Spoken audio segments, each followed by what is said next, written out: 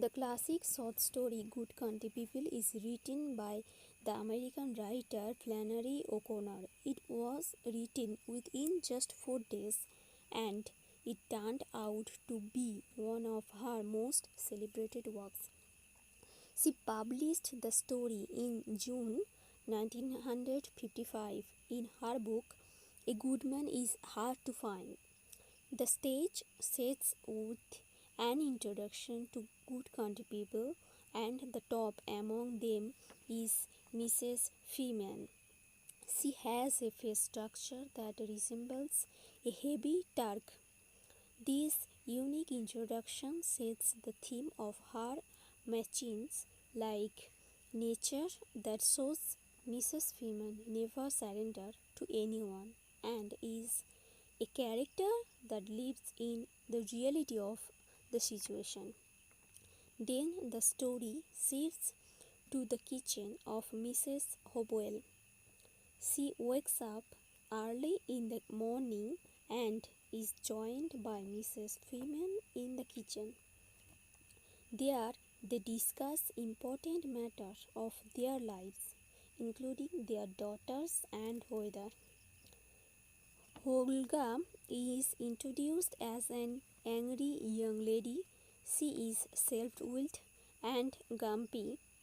Sometimes Olga, Mrs. Freeman and Mrs. Hopewell have really tough discussion on different topics. However, Olga is irritated by the platitudes of the other ladies.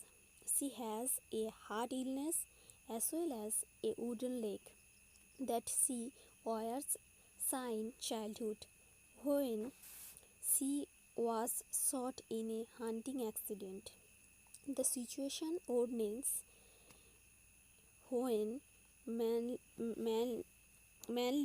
Pointer, a Bible salesman, shows up at their place.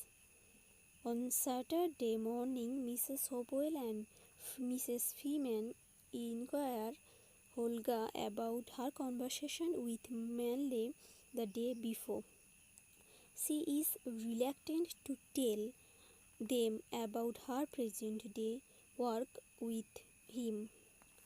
Manley takes Olga to the barn and kisses her. He then demands her to profess her love to him.